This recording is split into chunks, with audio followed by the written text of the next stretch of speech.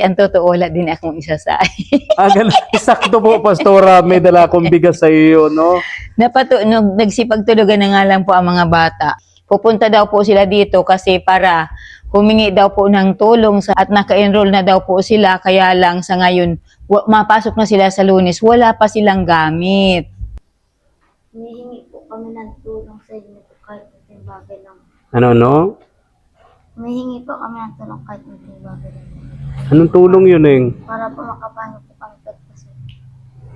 Gustong-gusto mo mag-aral? Sabi ko nga ni, kahit notebooks muna, saka kahit wala munang bag.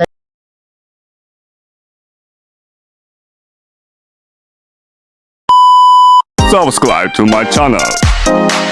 Good morning, ang mapagpalang umaga po sa ating lahat, mga katuwang.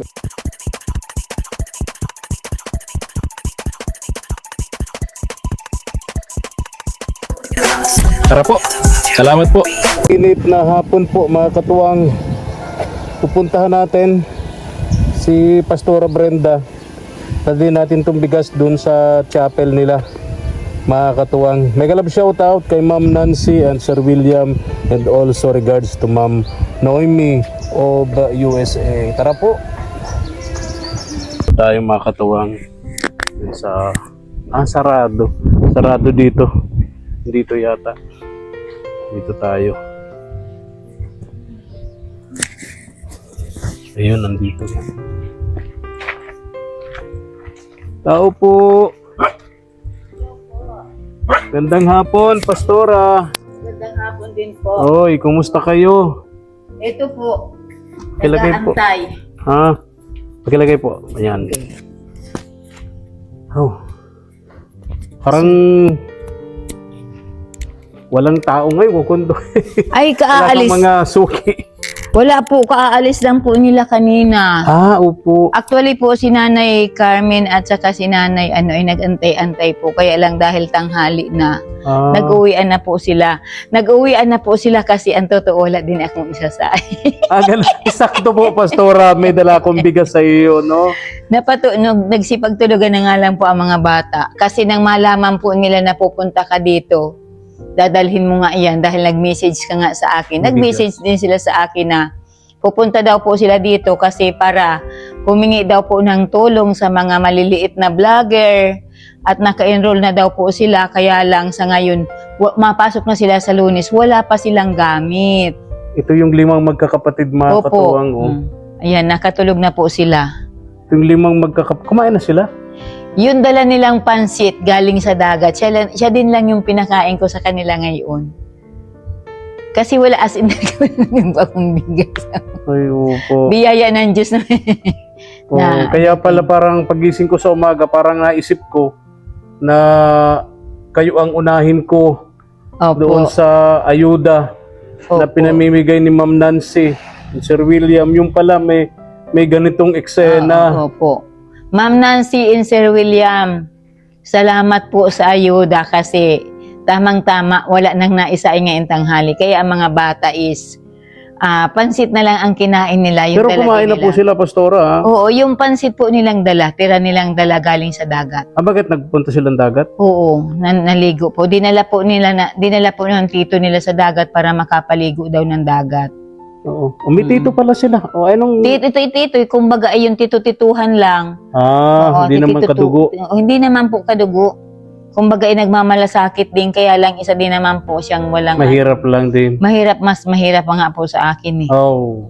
Kasi mas okay pa po ako kasi meron akong nasasandalang Diyos at saka merong tumutulong na katulad ni Ma'am Nancy saka Sir William. Saka imbiha po ninyo. Ang ganda na ng ano nyo, may stage na. Ay, ipoploring na po yan ngayong hapon. Galing, Napinis na po halos siya. matatapos na rin, Kasi po, Kuya Efren, meron pong, di ba, every Sunday nagbibideo ako. Upo po kayo. Salamat po. Nagbibideo po ako lagi. Opo. Ngayon, napapanood, nagsisend out man sila kahit papano. Kaya, yan, napinis na. Tapos, sabi nga ni, pinturahan daw yung stage. Mamaya nga po nang gagawin ni Simon, na flooring na po. Opo. Ito lang ang mahuhuli. Kaya yun. Opo. Napakasipag ng asawa nyo ni Kuya Simon. Ano? Opo. Siya lang nagpupursige, nagpapanday nito. Opo. Sabi nga po ng mga tricycle driver, pag nasa kayo sa tricycle driver, nasaan niya yung nagawa ng building na ito, napakaurag niyang ngayang maray. Sulo-sulo lang nagagawa, ngayang ngayayan. Malaki, pati kinaya niya. no? Natapos na anya. Yun. Kaya, Kumusta nga pala itong mga batang ito? Asan na yung nanay nila?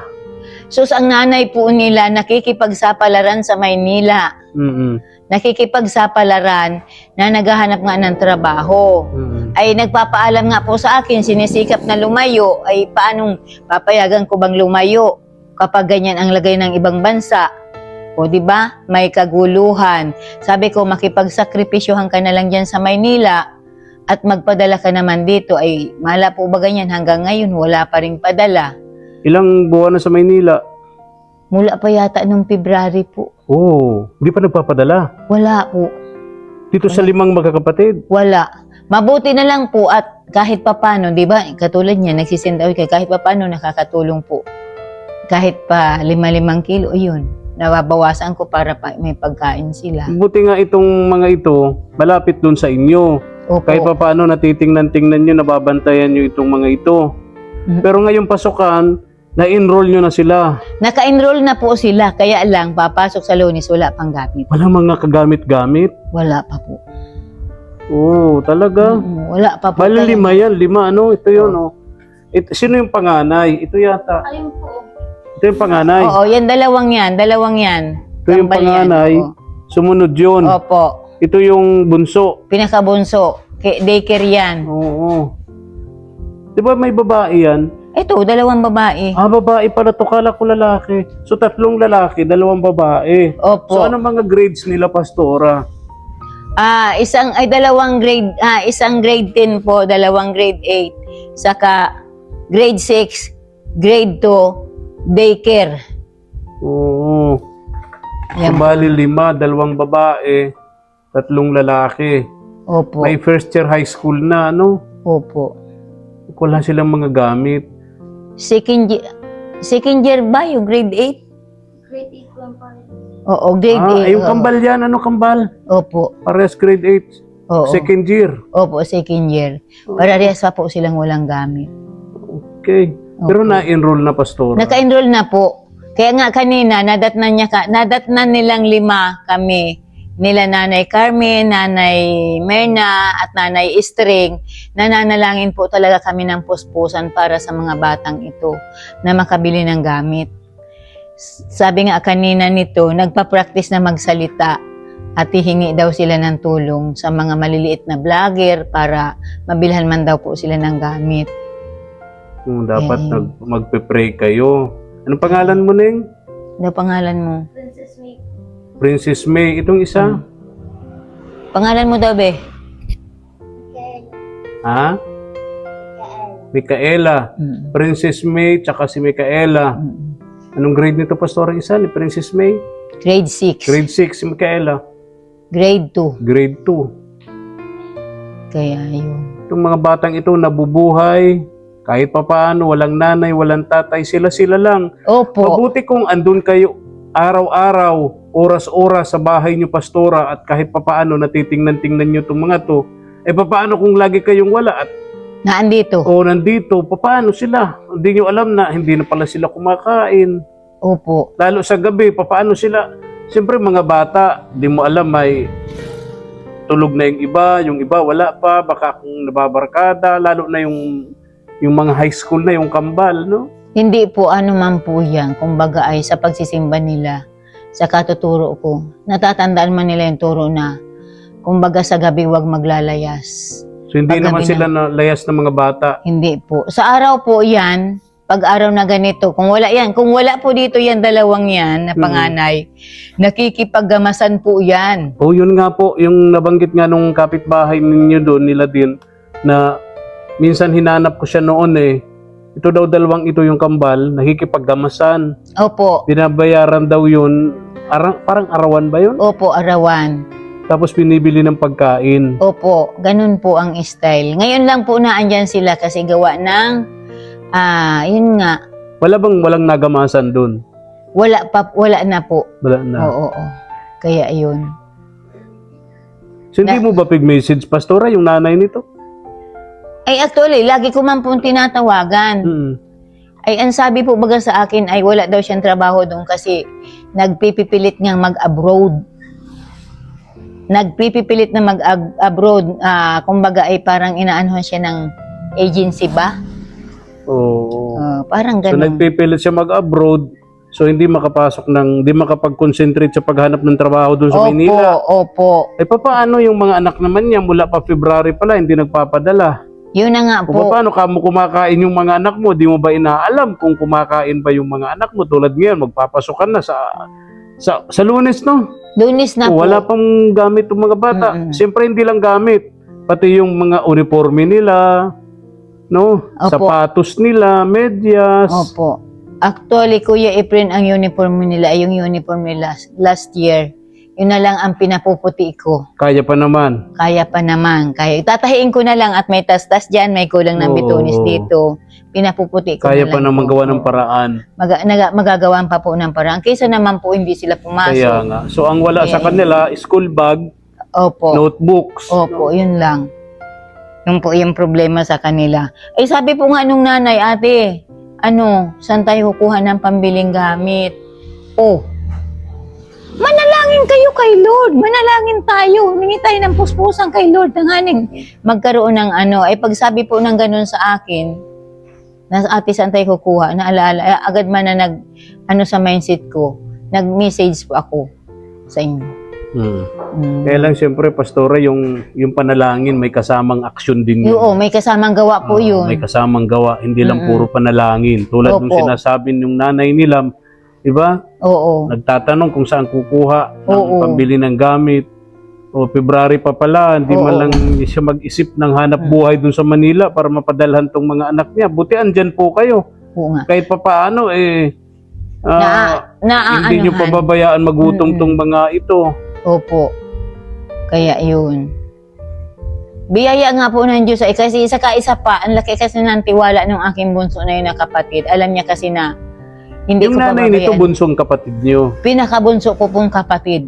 Ito yung, mga katuwang, ito yung unang vlog natin dito na itong mga batang ito, natagpuan natin dito sa chapel ni Pastora Brenda na nakikikain. Yung pala mga pamangkin ito ni Pastora Brenda. Opo.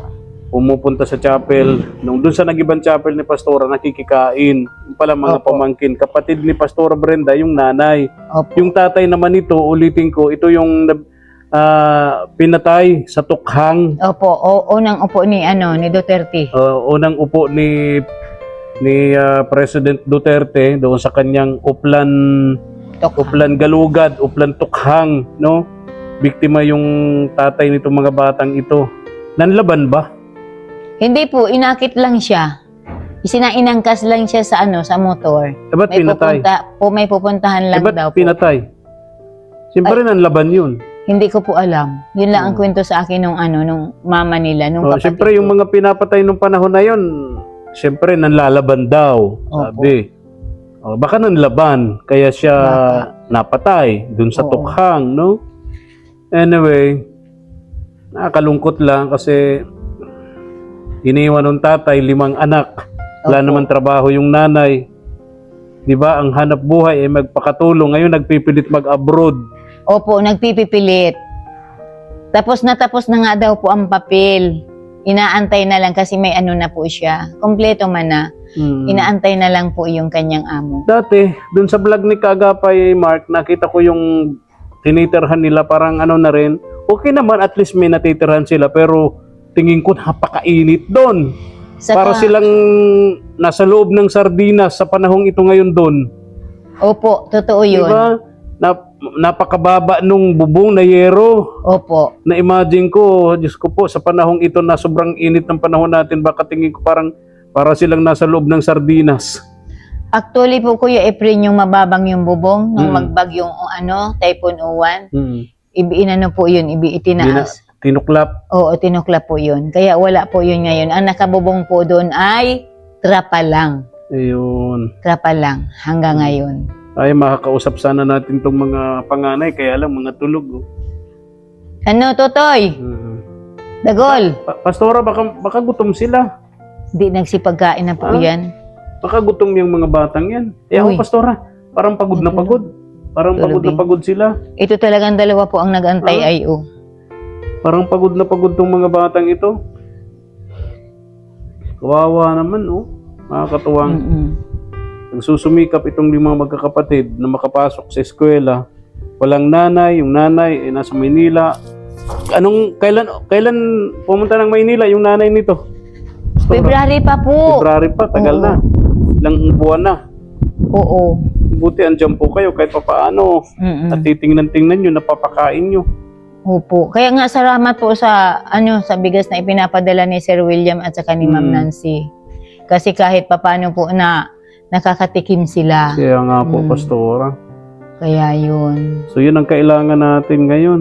Gamit nila sa eskwela. Sasabihin ko sana, Kuya Efren, sa iyo kung hindi ka nakabili ng bigas. Sasabihin ko sana sa iyo na kung maaari ay yung pambiling bigas ay ibili muna natin ng gamit. Gamit. Oo. Kaya lang nakabili na po kayo. Tsaka importante din naman yung pagkain. Oo. May gamit nga sila, walang pagkain. Oo. O, di ba? Opo. Mas importante din yung pagkain kaysa sa gamit. Opo. O, Oo. Ganun nga po. hmm. Mm-mm. Naintindihan naman kita, Pastora, na limited rin yung inyong kakayahan para matulungan tong mga batang ito. Opo. May mga anak din po kayo. Oo. Actually po kasi Ilan po yung anak nyo na pinag-aaral pa ngayon, Pastora? ay isa man na lang Isa po. na lang. Isa na lang. Mm-mm. Isa na lang. Sabi ko nga ni, biyaya man po ng Diyos kung iisa na lang ang aking pinag-aaral. Iniwanan man sa akin ito ng kapatid ko. 5. 5. Kaya yun. Kasi po actually po, may purpose man ang mga bata pero hanggang ngayon wala pa ang mga purpose. Mm. Nag-check na po ako ng purpose nila pero walang laman. Mm. Parang ang mga senior citizen din nag-aantay din ng ng bigay ng pero hanggang ngayon wala pa rin Kung po ang kailan senior kailangan sa panahon ngayon, pasukan ng mga bata, ano? Opo, yun ngayon yun Kahit man kailan ang yung walang gobyerno wala. natin, hindi man lang nag-timing. Opo. Laging wrong timing. Opo, totoo yan, Kuya Efren. Grabe.